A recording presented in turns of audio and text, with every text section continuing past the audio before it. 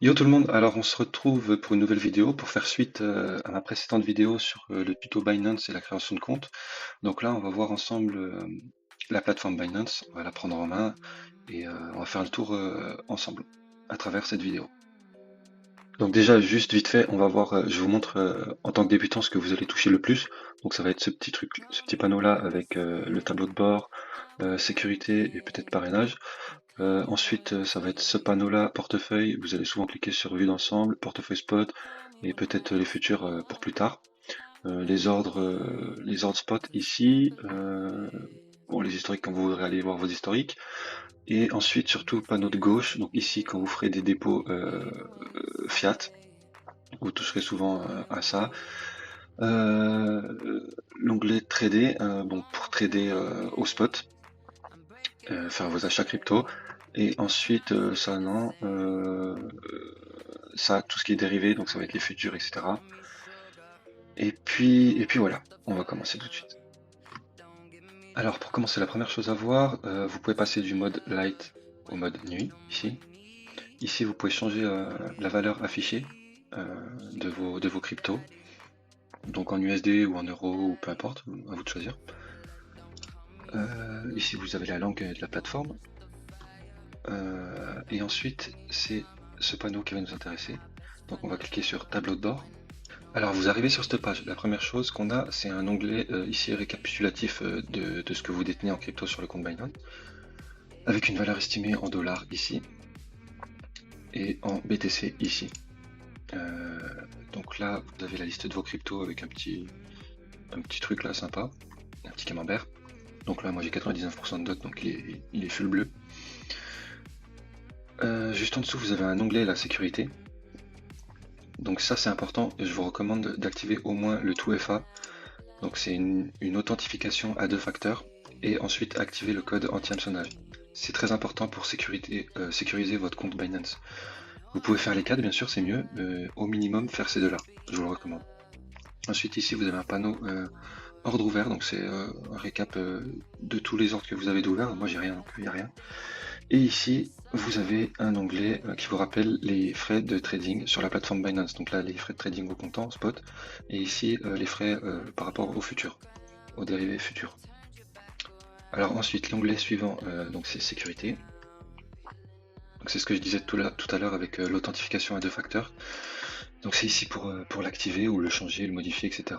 Vous pouvez modifier votre numéro de téléphone, votre 2FA et votre adresse email, ainsi que votre mot de passe. Alors ensuite vous avez l'onglet identification. Donc ça en fait c'est pas super important, c'est juste un rappel de vos droits sur la plateforme par rapport à votre niveau de vérification. Donc vous avez tous les rappels ici, si vous l'avez fait ou pas. Bref. Alors ensuite on a l'onglet parrainage. Hop. Donc il y a deux sortes de parrainage, il y a le parrainage light et le parrainage standard. Je le connais pas trop, donc de toute façon le plus utilisé c'est le standard, hein. Alors ici vous avez votre idée de parrainage à partager à vos amis que vous allez inviter, ou alors directement le lien direct quoi.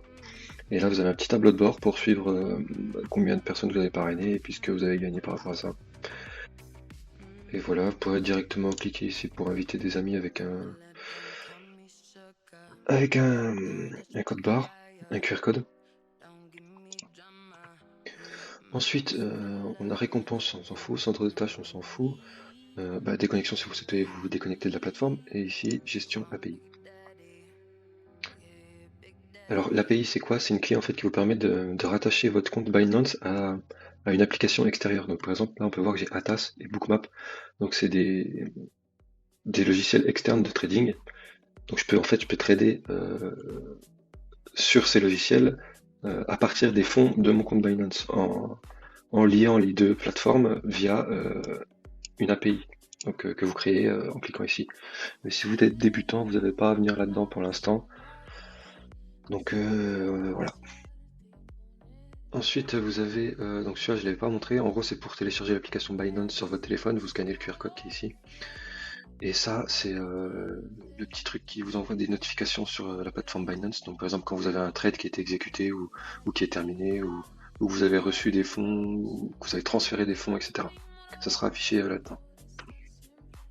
Ok, donc on a fini avec cette partie-là. Maintenant, on va voir ordre spot. Donc là, on arrive ici et en fait, c'est le récap de vos ordres ouverts. Donc moi, j'ai aucun ordre ouvert sur le spot, donc forcément, il n'y a rien. Ensuite, vous avez l'historique des ordres ici. Donc là, on peut voir qu'aujourd'hui, j'ai ouvert deux ordres. J'ai ouvert un ordre sur AVAX et un ordre sur BNB. Et c'est un ordre marché. Et il a été complété, donc filled. Et ici, vous avez l'historique des trades. Donc là, mon trade sur AVAX, c'était 10 USDT contre 0,4 AVAX. Et ici, 10 USDT contre 0,034 BNB. Donc c'était un achat. Et vous pouvez exporter en gros vos historiques en cliquant ici. Et c'est pareil sur l'historique des ordres, vous pouvez l'exporter. Donc ensuite on a ordre sur marche. Donc ça vous n'en avez pas besoin en tant que débutant. C'est en gros trader avec des fonds provenant d'un tiers. Donc c'est pas vraiment intéressant pour vous. Enfin c'est surtout pas conseillé pour les débutants en fait. C'est ça le truc. Bref, ensuite ordre de contrat à terme. Donc en gros ici c'est les ordres que vous avez sur votre compte de trading futur. Donc pareil, futur c'est du levier, donc c'est pas conseillé pour les débutants non plus. Donc j'espère que vous n'utiliserez pas ça maintenant. Pas avant d'avoir suivi une formation appropriée, au moins, au minimum. Donc ici vous aurez les historiques des trades, les historiques des trades ici, les historiques des ordres ici, l'historique des transactions. Puis pareil, vous pourrez tout exporter en cliquant ici sur votre ordinateur. Bref, on va aller à la suite, les ordres P2P. Donc là il n'y a aucun ordre parce que j'ai aucun ordre P2P en cours. En gros le P2P c'est le peer-to-peer, c'est pour acheter des cryptos ou vendre des cryptos directement utilisateur à utilisateur. Donc vous pouvez cliquer sur Express et puis faire vos transactions directement. Vous avez le fonctionnement qui est expliqué en bas avec les avantages et puis une foire aux questions. Bref, donc après ensuite historique des récompenses on s'en fout, historique d'achat-vente on s'en fout, historique des prêts on s'en fout, on s'en fout, on s'en fout, on s'en fout en fait. On va passer directement à portefeuille et à vue d'ensemble du portefeuille. Alors là sur la droite vous avez l'historique des transactions récentes. Donc, bref, là vous avez des petits raccourcis, donc dépôt, retrait, envoyé, transfert et historique des transactions. Et là vous avez votre solde estimé en bitcoin et là en dollars. Ensuite vous avez le solde estimé de votre compte principal ici, de votre compte financement, de votre compte marge, de votre compte marge isolée, de votre compte futur. Donc là on voit que sur mon compte futur j'ai 220 $. De votre compte futur coin, puis ça on s'en fout, on s'en fout, on s'en fout. Voilà. Ensuite on peut cliquer sur portefeuille spot.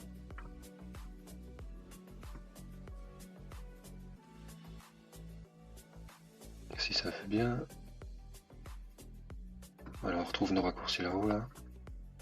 Et ici on voit tout ce qu'on a sur notre portefeuille, que ce soit en monnaie fiat, donc euro, dollar, etc. ici. Et là en bas c'est tout ce qui est crypto. Donc vous avez toute la liste de vos cryptos, classée de ce que vous avez de plus à ce que vous avez de moins, en termes de dollars. Donc là on voit j'ai 54 dots pour une valeur estimée de 500 $ actuellement. Ensuite on a portefeuille margin, donc ça c'est le portefeuille, on s'en fout en tant que débutant. Ouais. Après on a le portefeuille futur, ça c'est pareil, on s'en fout en tant que débutant. Mais c'est la même chose, en gros c'est votre solde sur le portefeuille futur. Donc là on voit juste 220 $. Ensuite ça on s'en fout, ça on s'en fout, ça on s'en fout. Là vous avez comme d'hab des historiques encore, des historiques de transactions. Voilà. On peut voir que des historiques là.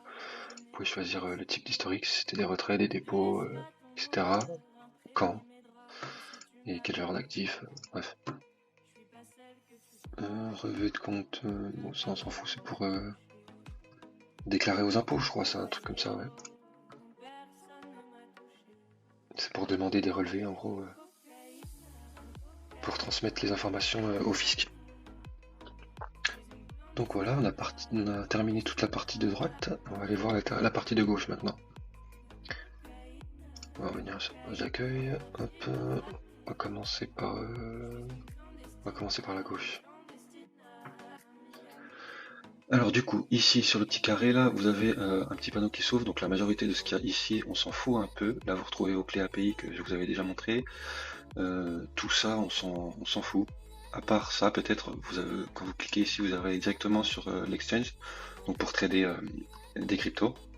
Mais ce truc-là, on le retrouve directement ici. Donc voilà, c'est la même chose. Si on clique dessus, on retrouve la même chose. Donc en fait, pour ce volet, c'est voilà, c'est déjà terminé. On va faire celui-ci maintenant. Alors du coup, ce panneau-là, je vous l'avais déjà vite fait présenté sur la précédente vidéo pour comment acheter des cryptos et déposer de l'argent sur Binance. Donc là, c'est le dépôt, dépôt par virement bancaire. Et ça, c'est directement acheter vos cryptos par carte de crédit. Ensuite, ça, c'est pour acheter vos cryptos directement avec le solde que vous avez déjà sur le compte Binance. Et puis ça, c'est le trading P2P qu'on a déjà présenté. Donc voilà pour cette partie. Du coup, on va aller voir l'onglet le plus important, c'est l'onglet Trader ici. Donc on va commencer par marché. Ça, c'est une vue d'ensemble du marché crypto, un peu comme CoinMarketCap. Vous avez la liste de toutes les cryptos, vous pouvez cliquer sur les détails ou directement sur Trader. Là, vous avez une petite visu de ce qui se passe en temps réel. Ensuite, vous avez Binance Convert. Ça, c'est pour convertir vos cryptos simplement, rapidement et facilement. Donc vous mettez juste votre paire et vous choisissez les montants, etc. Et là, vous pouvez choisir si c'est un ordre market ou un ordre limite. Donc ça, je vous décrirai ce que c'est juste après. Donc du coup, on va aller voir le spot. Hop, on clique. Donc ça, en fait, c'est pour directement trader ces paires crypto. Alors, qu'est-ce qu'on a? Ici, on a la paire. Donc là, on est sur la paire Bitcoin USDT. Donc on échange du Bitcoin comme de l'USDT en achat ou en vente. Pour choisir sa paire, donc si on veut trader une autre crypto, c'est ici. Dans la recherche, par exemple, si on veut Solana, on a Solana BTC, Solana USDT, etc., etc. Et on choisit celle qu'on veut. On clique et ça nous affiche le graphique. Donc là, le graphique, il est automatiquement mis sur du daily. Donc chaque bougie égale un jour.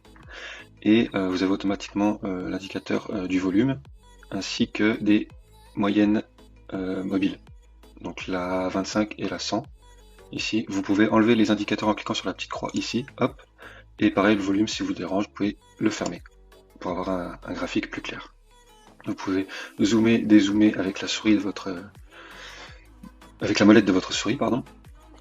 Ensuite, ici, vous avez le prix de l'actif en temps réel. Là, vous avez la variation sur 24 heures, le volume sur 24 heures en sol et le volume sur 24 heures en USDT.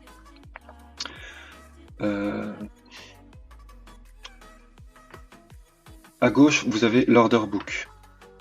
L'order book, c'est quoi? C'est les différents ordres qui sont placés pour être exécutés, donc en vente ou en achat. À droite, vous avez les trades en temps réel au marché, donc en market. Et puis en bas, vous avez l'onglet, le panneau pour vos ordres ouverts, l'historique de vos ordres, l'historique des échanges, et voilà. Donc, par exemple, si on veut acheter du Solana, on a des USDT, donc là on a notre solde d'USDT disponible. Donc moi j'ai mis 10 sols pour faire des trades avec vous et vous montrer. Ici on a des choix. On a l'ordre limite, l'ordre market, l'ordre stop limit et on a des trailing stop et OCO. On va commencer par l'ordre market, c'est le plus simple, c'est le plus rapide. Un ordre market, c'est un ordre qui exécute la liquidité dans l'order book directement. Donc dès qu'on clique, en fait, l'achat il va se faire instantanément presque. Donc par exemple, si je veux acheter du sol ici, je vais marquer par exemple 10 USDT. Vous pouvez régler hein, le total que vous voulez trade. Donc là on met à 100%. Et vous cliquez sur acheter sol. Il va me l'exécuter presque instantanément parce que je suis en market. Donc on clique sur acheter sol. Hop, ordre d'achat market exécuté. Et voilà. Donc là j'ai acheté du sol pour 12 USDT et j'ai reçu 0,32 sol.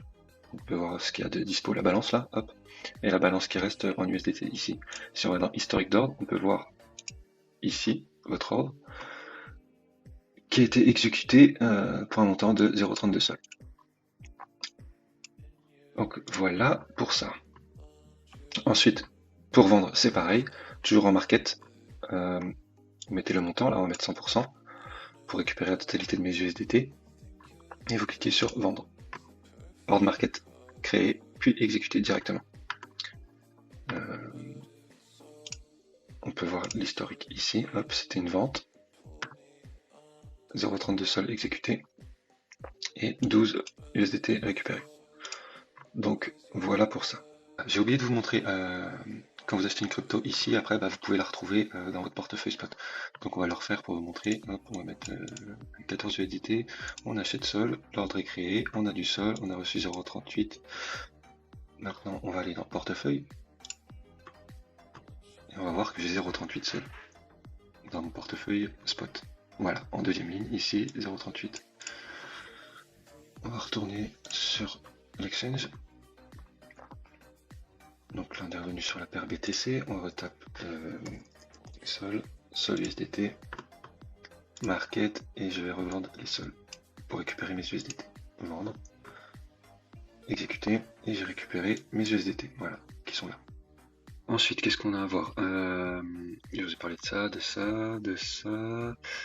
Les unités de temps, là-haut. Donc, vous pouvez choisir l'unité de temps. Donc là, on est, comme je l'ai dit tout à l'heure, on est en une bougie égale un jour, mais vous pouvez mettre une bougie égale 4 heures. Donc on diminue l'unité de temps pour avoir plus de détails. Et vous pouvez diminuer comme ça en 1 heure, 15 minutes, jusqu'à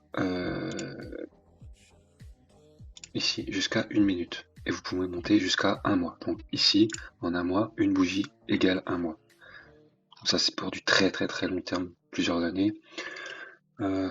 Pour moyen long terme, ce que vous utiliserez le plus, c'est le 1 jour et le 4 heures, ici, voire le 1 heure.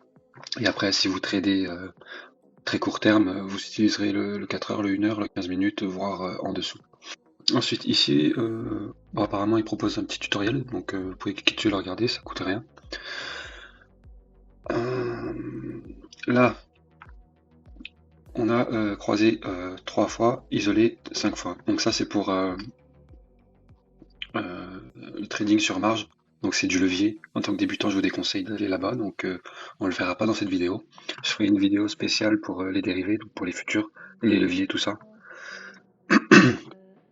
Ensuite, niveau des frais. Donc là, vous avez un rappel des frais de trading. Donc pour preneur et teneur, c'est 0,075% de frais sur chaque trade. Donc preneur, teneur, c'est quoi? C'est limite au market en gros. Quand vous exécutez un ordre au marché, donc market, vous prenez la liquidité dans l'ordre book. Donc vous êtes un preneur. Et quand vous exécutez un ordre limite, vous êtes un teneur. Vous placez un ordre dans l'order book pour les preneurs. Donc là, à chaque fois que vous allez ouvrir un ordre limite, vous allez payer ces frais-là. Et à chaque fois que vous allez fermer un ordre limite aussi. Donc pour un trade, il y a deux ordres, l'ouverture et la fermeture. Donc c'est x2. Pareil pour le marché. Vous entrez au marché et après vous sortez au marché. Vous pouvez aussi entrer au marché et sortir en limite, ou entrer en limite et sortir au marché. Quoi d'autre? Alors, qu'est-ce qu'on n'a pas vu? Oui, là vous avez une petite flèche. Si vous cliquez dessus, vous avez accès à des outils. Donc pour dessiner par exemple une droite de tendance sur le graphique. Bref, vous avez plein de choses. Je vous laisse voir de votre côté. Vous pouvez dessiner des supports résistance avec des rectangles, etc. etc. Ensuite, vous avez la possibilité d'avoir une vue comme sur TradingView avec les outils de TradingView. Si vous ne connaissez pas TradingView, je vais faire un tuto plus tard. Moi, j'aime bien utiliser la vue TradingView. Ensuite, on avait vu l'ordre market, mais on n'a pas vu le limite. Donc, on va cliquer sur limite et on va faire un ordre limite ensemble. Je vais passer sur une unité de temps, 1 minute, très courte, pour qu'on puisse voir ce qui se passe. Hop. Et je vais mettre ça. Alors ça vous permet de voir vos ordres directement sur le graphique. Je vous conseille de le coucher, c'est intuitif. Alors, je vais mettre 0,3 sol, je veux acheter 0,3 sol et je veux les acheter à 30, on va mettre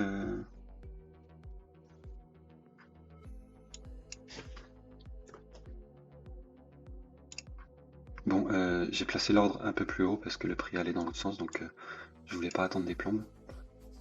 Donc là, quand le prix va redescendre au niveau de mon ordre, il sera exécuté. Donc là, on voit que le prix se dirige vers mon ordre. Sinon, dans l'order book, ce que vous voyez, c'est justement tous les ordres limites. Donc là, par exemple, on va prendre là, à 37,58, vous avez 2026 sols en attente d'être exécutés. Ah, l'ordre a été payé, vous voyez. Donc là, j'ai mes 0,3 sols. On va faire pareil pour la vente, 100%, ordre limite, et on va mettre à 37,46. Hop, vendre au sol. Bon bah il est exécuté tout de suite, comme ça c'est fait. Bref, je disais, voilà. Et vous pouvez cliquer ici pour réduire l'order book et avoir plus de visibilité sur des échelles de prix plus loin. Par exemple, on voit qu'à 39 sols, donc c'est ici, vous avez 1600 Solana en attente d'être exécutés ici.